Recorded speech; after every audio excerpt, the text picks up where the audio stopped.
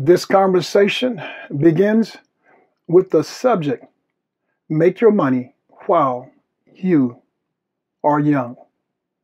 Make your money while you are young. Go with me to the book of Matthew, chapter 6, verses 19 to 21. And also go with me to the book of Genesis, chapter 12, verses 1 through 3. Now, this is going to be a taboo conversation for some of you because none of us, most of us, if you will, don't like talking about our money. We don't mind talking about your money, but no one likes talking about their money, how much they have, what they're doing with it. I mean, no one likes to do that because our money is our money, and we're kind of funny when it comes to our money. And that's probably one of our problems, is that we don't really understand that when you're networking with friends and family members, it's good to talk about how we are making money, how we use money to our advantage. And that's what I want to dive into in this particular message is make your money while you're young. We need to teach our young children, our young people, how to make their money while they're young, because we all know once you get older, you don't want someone being your boss. As a matter of fact, you want to retire as early as you can. Not that you want to just sit down, but you want to be able to be your own boss, if you will. You want to be the one in charge. Well, you can't do that working for someone else. You can't do that unless you've already made your money while you were young. You have people working to their 60, 70, 80. I mean, can't stop working because we made some bad decisions at an early age. And so my whole objective is to teach us, to show us how to make our money while we're young.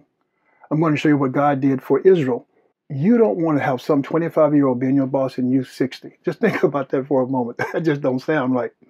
And you don't feel like listening to some 25-year-old kid, but that's what's going to happen if you're not wise with your money. Now, some of us are just way too old. We've already gotten past that. We messed it up, but your children are not. And so bless them with this message. Matthew 6, verse 19 and 21. Jesus is speaking, and he says, lay not up for yourselves treasures upon earth, where moth and rust doth corrupt, and where thieves break through and steal. He says, but lay up for yourselves treasures in heaven, where neither moth nor rust doth corrupt, and where thieves do not break through to steal. For where your treasure is, listen to me, there will your heart be also. He says, put your heart into it. Heaven has a vault that is impenetrable. I mean, you can't get through it. That's awesome. Jesus says, don't make your wealth your God. I want you to be wealthy. I want you to take care of business. I want you to do it the right way, but don't make your wealth your God. You see, there's a manner in which we should all pray and live our lives. Prayer is the key, and Jesus is the way. Go with me now to Genesis 12, chapter 12, verses 1 through 3. Now the Lord said unto Abram, get thee out of thy country, and from thy kindred, and from thy father's house unto a land. Listen to that word right there, land. That's going to be a very important segue in this message. Unto a land that I will show thee, and I will make of thee a great nation. And I will bless thee, and make thy name great. If you want to have a great name, if you want to be blessed, own some land. And thou shalt be a blessing. And I will bless them that bless thee, and curse them that curseth thee.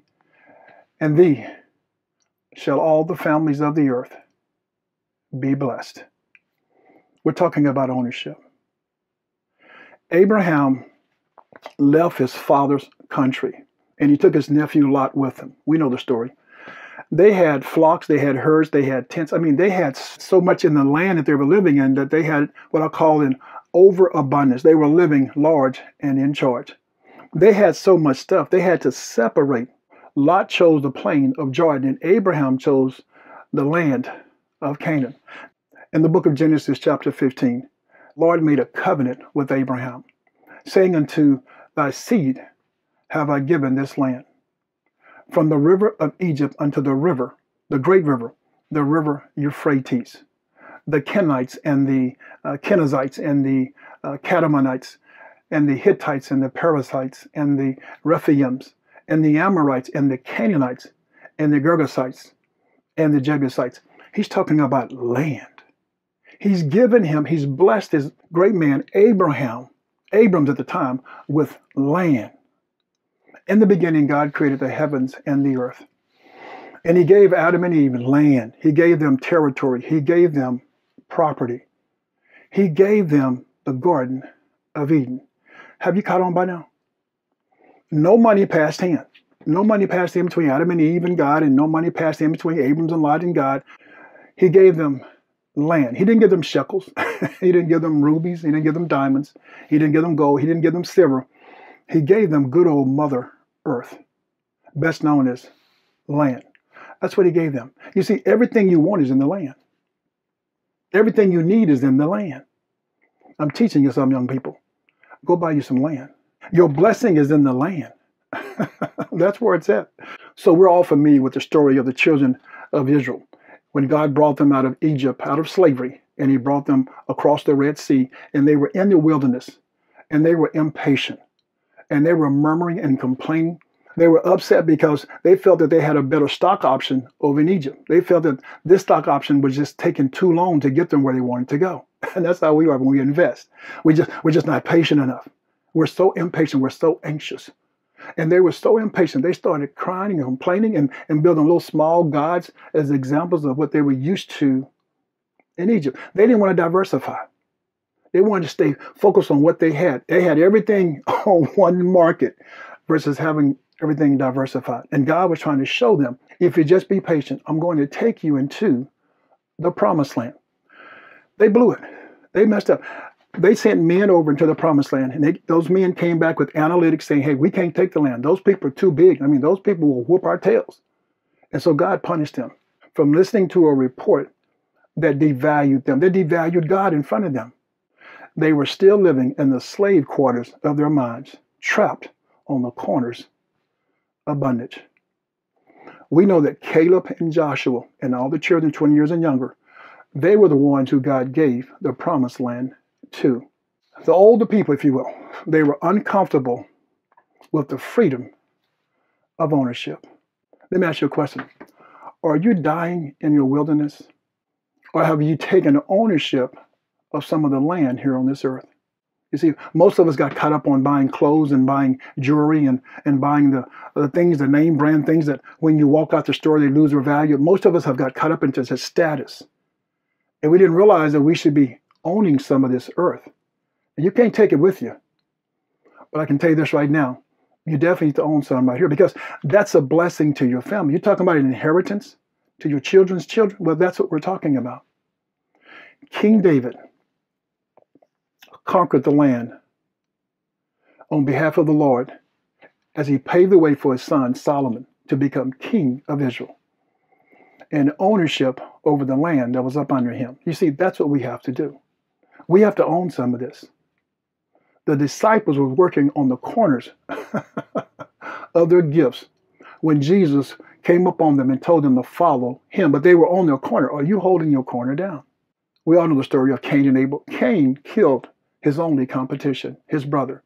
Cain showed how much he devalued himself by taking out his competition. Versus investing in himself and becoming better, he became bitter. And so he devalued himself. He devalued the God who had blessed him to give him life. Abel had proven that he knew how to invest in himself, but he also knew how to please the Lord. Have you identified how you can please the Lord with your life? Sister Martha, remember Martha, the story about Martha? Martha had a moment with Mary when she was complaining, and she told Jesus, can you get Mary to get up and come help me?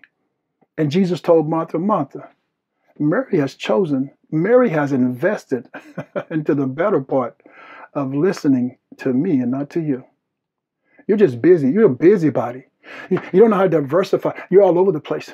You're trying to day trade. That's what Martha was doing. She's just a day trader. She's just trying to get into all type of stuff, all type of penny stock. She's just messing up her money. She's just messing up her life because she devalues the moment. Here she is tapping Jesus on the shoulder, saying, "Can you get married to come?" I mean, she's devaluing Jesus. Why are you touching Jesus? Why are you talking to Jesus when he's talking? That's what some of us are doing. Some of us are just like Martha. We are devaluing ourselves. We're definitely devaluing Jesus Christ and what he did for us because we're still in the same rut. Remember the story about Joseph, who was tossed into the pit? Then he was pulled out and pushed into slavery. And then he was tossed into prison for something he didn't do. But then he gained favors. You see, Joseph was investing along the way, talking, speaking about his dreams. Not burying them, he's speaking about them, he's sharing them. Joseph became the second in command of all of Egypt. The king blessed him because Joseph was sharing his gift. Joseph had so much blessing, he received dividends from his blessings, that he used them to bring his family out of a famine land. You see, Joseph had a Fortune 500 company inside of him. He was birthed into the same family, but they couldn't see what he could see.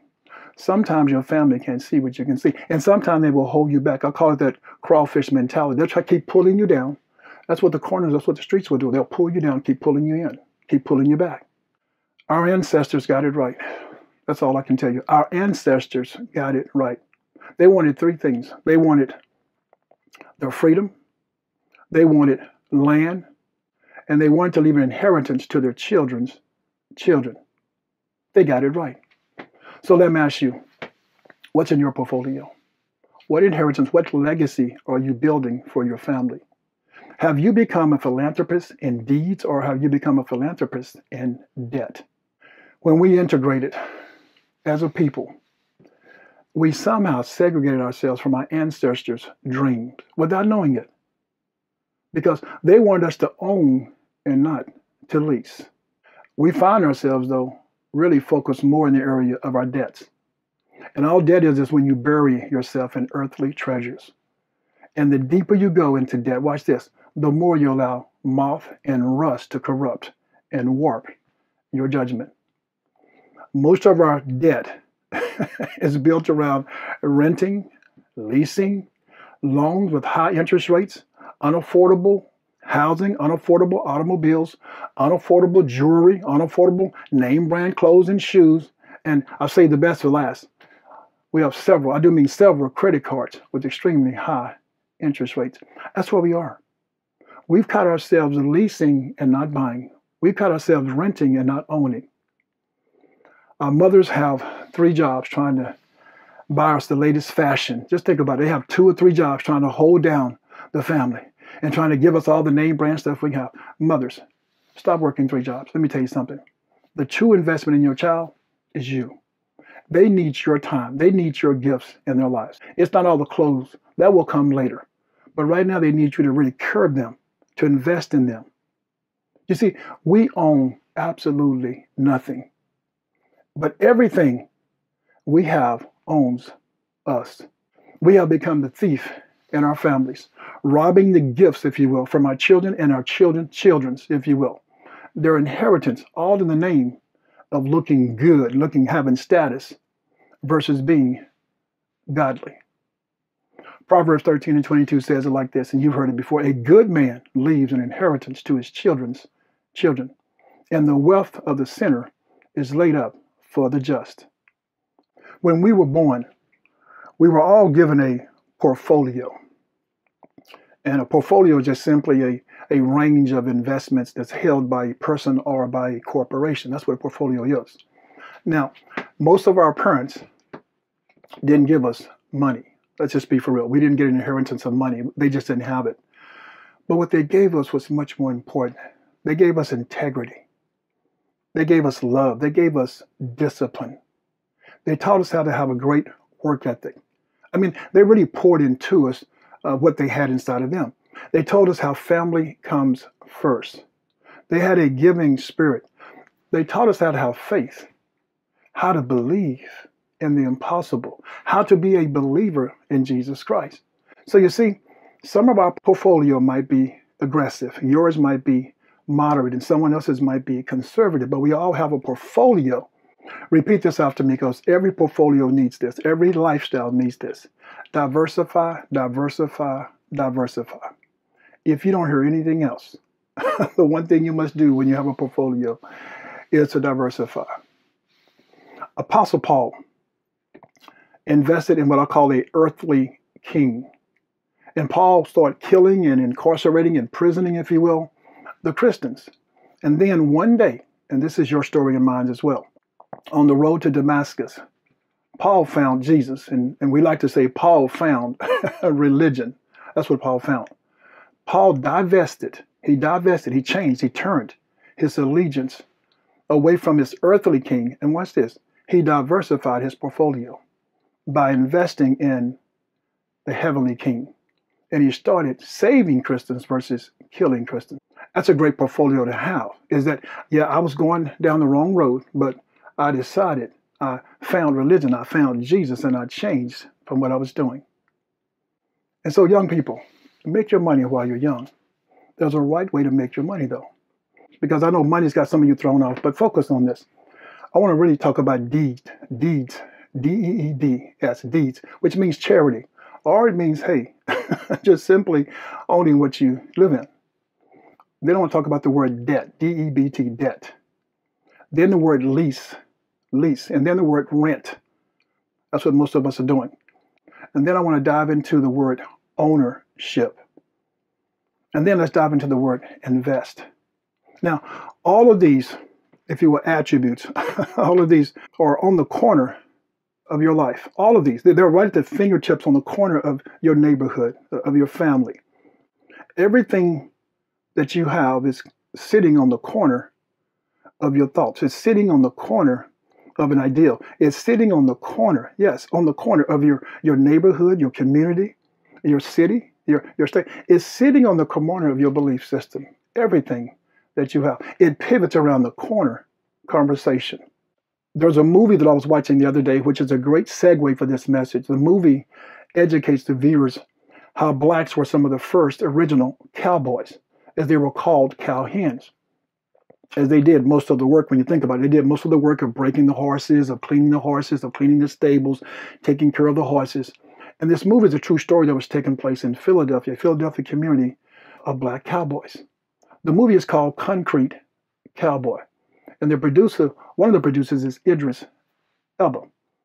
And Idris Elba has a son, and his son's name is Cole. In this movie, Idris' name is Harp. And him and his son are estranged. But the son gets in trouble, and so the mother brings the son to his father, Harp. And so Cole starts working with his father in the stables. And they have Cole taking out all the manure, and he's doing it with one shovel at a time, taking away out to a dumpster. And there's a young man named Paris in this movie. And Paris befriends Cole. He says, hold up, you're doing it the hard way. He brings over a wheelbarrow. He says, use that wheelbarrow. Put all the manure in there, and then we take it out and make one trip at a time. It so happens that Paris is in a wheelchair. Cole asked Paris the question, how did you end up in the wheelchair? And this is really the basis of this message. So Paris tells Cole that a couple of years back, his brother and him were riding and they got into an altercation, and they both ended up in the hospital. And he came out, but his brother didn't. He said that the bullet killed my brother and the other bullet shattered my spine. And so I will be in this wheelchair for the rest of my life. And this is what got me, is when Paris said, we were fighting over nothing. We were fighting over a corner. A corner. You get that? He says, and the other day I went by that corner, and guess what? They put a Starbucks up on that corner that we were fighting for. The same corner that we were fighting over, the same corner that my brother lost his life and I lost the usage of my limbs. He said it was all over nothing. Every intersection has four corners. And somewhere in your life, you're occupying one of those corners. I've got a corner, you've got a corner, we've all got a corner. It just depends on which corner you want to reside on. As a teenager, I remember watching what I call the first corner. I remember watching in high school, just observing some things I didn't want to be a part of. I noticed on one corner, I seen teenage girls getting pregnant, still in high school. On the second corner, I noticed teenagers dropping out of high school and getting involved into petty crime. And on the third corner, I observed young and old, unemployed, individuals with mental health issues. I watched them drinking and using drugs on that corner. And then on the fourth corner, I noticed that there was a group of individuals who had decided to become the predator of the prey in their own neighborhood, in their own communities. I watched how they invested in the drug game. And for those unemployed, for those who were less fortunate, for the poor, and for those who were less educated, I watched them as they bought that whole predator mentality into the neighborhood, into the culture, into the community. And some of them decided to take advantage of each other. You see, that's the trap game. These individuals were so street smart. These individuals were so witty, so intelligent. But when you can't get out the neighborhood, when you can't get off the corner, guess what? You'll try to control the corner. You'll try to hold the corner down. You will hustle your own people. So I noticed that they began to fight over land that they didn't own. Yeah, that corner, that intersection, they don't own that land. They're swatting on that land, selling drugs on the land, but they don't own that land. So we're fighting over land that we don't own. We're fighting over women that we don't own. Women, you're fighting over men that you don't own. You're fighting over egos that you need to keep in check. We're fighting out of our emotions versus out of our reality. We're fighting over skin color and hairstyles and tennis shoes. Think about it. The more we fight, the more we become distracted from the real issues in life that have cornered us into poverty for centuries. That's where we are. But if you're not holding down your corner, guess what? You're just another user renting space on that land. You're just swatting. We need ownership. So you ask me, so Donnie, how do we do better? Well, let me tell you, we need to unite. We need to buy the corners. Yeah, we need to buy the land. We need to take over the neighborhoods. We need to build up our neighborhoods. We need to build up one another. And as we're building up our communities, watch this, we stop tearing things down mentally and physically. There's something about ownership of land, of property, that just empowers you.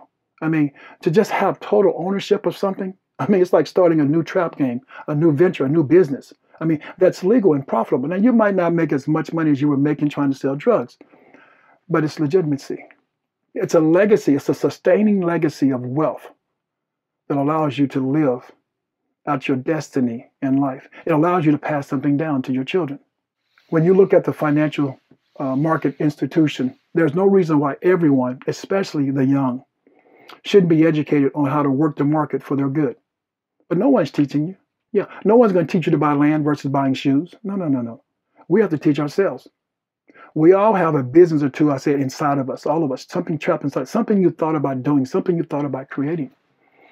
But most of us don't have the networking system, the husbuff, if you will, the energy, the wherewithal to get it out of us. And that's why it's important to have family and friends who listen to you, who invest in you. See, we should be all investing into our sons and daughters and listening to them. And when they tell you they have an ideal, listen to them. Because guess what? We're allowing too many of our dreams to die without being really realized. That's what's happening. It's because nobody's seen me. Nobody tried to invest in me. So we treat our own as if we're day trading. We're just using them for profit. We just keep on moving in a very negative way. We're selling drugs. We're doing things illegal. Instead of investing, instead of trying to own things, we're trying to use things. Day trading is a quick fix. It's a gambler's paradise, if you will. And that's what you see the guys on the street corners doing. That money is always, I said, money is money, but some money ain't good money. In the book of Proverbs, chapter 22, verse 16, the Lord tells us, whosoever oppresses the poor for his own increase. Watch out now. Watch out, trap game. And whosoever gives to the rich, both come to poverty. Now, let's be very careful here. There's white-collar crime, there's blue-collar crime, and guess what? There's no-collar crime. It's just, you can call it whatever you want to. You can call the collar what you want to, but crime is just simply crime. And it happens at a very high level and a very low level. We're all trying to take advantage of one another. Your children are your biggest investments. So the next time, I told you, the next time your brother or sister tell you something, take some time out, invest in them, listen to them. We allow too many of our dreams to die on the crescendo, if you will, of a thought. Our sons and daughters have more financial knowledge, if you will, and more logistical and distribution experience than Amazon and UPS put together. They just lack the proper support system to utilize those skills. So if I don't have the right network to utilize these skills, guess what? They give them to the corners. They limit themselves to a limited shelf life. They start using what they have because they can't use what they have the proper way. And so they get pulled in deeper. I mean, ask yourself the question, when was the last time you truly invested into your siblings? Or when was the last time you devalued your siblings? Because, see, we're good at that. We're good at playing the dozen. We're good at putting people down versus investing in people and pushing them up. That's what we're good at doing. Most people never leave the corners of their neighborhoods. Do you realize that? When I first moved to Dallas, I needed some directions. And so I asked this friend who I was working with that was from Dallas. I said, say, how do I get to North Dallas and he told me, I don't know. I've never been up there before. I said, what? He says, well, everything I need is either downtown or down south. I never go up north. Now, that just simply shocked me. But most people never leave the confinements, the corners of their neighborhoods that they were born on. So let me ask you, when did you stop fighting for your corner and start fighting for your company? One is ownership, and the other is leasing, the other is renting, the other one is squatting. You see, when you invest your money into your company's 401k plan or your retirement plan, the one thing you must do is that you must have what I call a grip. You must have an understanding that this is a long-term investment. This is for the long haul. This is no quick fix. You've got to have some patience. And keep in mind, patience is a virtue. You have to have the ability to wait for something without being so anxious. You heard the old proverbs, give me a fish and I'll eat for a day, but teach me how to fish and I'll eat for a lifetime. That's the mentality we have to have. It's one thing to make money and to have money, but it's totally a different thing, a totally different animal to sustain wealth. Anyone can make money. Only a few people can sustain wealth with the money they make. Land is what God promised the children of Israel. And land is what we should be pursuing and purchasing. It might be the only inheritance that we can leave to our children's children, but guess what? What a blessing. You've left them something that God created. Ownership changes the way you think about what's yours. Do you own the corner that you're living on? Do you own the corner inside of your head? Do you own the land that you're living on? Or do the corner own you? You see, we take care of the corner when we're leasing it, but we take care of the community when we own it. You've heard the phrase, get rich or die trying. Well, I'm going to tell you right now, I don't want to get rich only to die trying. No. I want to get rich and live to enjoy. Change your way of thinking. Don't buy into all these riddles and rhymes and use them for your life. No. Change it. Flip it. Don't chase wealth. Instead, watch this. Chase purpose, and wealth will chase you. Don't try to get rich. No. Let rich get you. You see, we got to change some dynamics of how we speak. I pray that you've learned how to purchase your corner, purchase land, instead of leasing it and letting it fleece you. That's how you take ownership of your wealth. That's how you take ownership of your health while you're young. I told you at the beginning of this message how we are so funny when it comes to our money. But when you read the Word of God, God blessed Israel with the land. Now, He gave them substance. They had money. They had shekels. But God blessed them with land. Everything was about the land. Take the land. Take the land. I'm going to give you the land. The land. We missed it. Our ancestors, when they were freed from slavery, all they wanted was land. They knew if they had land, they could grow their vegetables and food. They could feed themselves off the land. They could fish. They could hunt. They wanted the land. We've been sidetracked. We've been distracted to buying purses and to buying clothes, name brand stuff. We've been distracted buying shoes and buying automobiles and buying all these big old homes that we can't afford. That we've been so distracted that we forgot that it was in the land. The land is where the blessing is. No one can take your land. Your land is your land, a piece of this good old earth. The examples have been laid before us. The values in the land. USA fights other countries for land because the resources are in the land. Jesus' great deed upon the cross was payment of our debt that we couldn't pay. He purchased a way out of no way for all of us to own and not be leased or fleeced out of our salvation. You see, the greatest investment that you and I can make is by leaving a legacy to our family of accepting Jesus Christ as our Lord and Savior. Now, that's an inheritance your family can bank on. Don't forget Romans 10:9. Confess with your mouth and believe in your heart that Jesus Christ is Lord and that God has raised him from the dead, and you too shall be saved. Now go out and buy you some land and be blessed.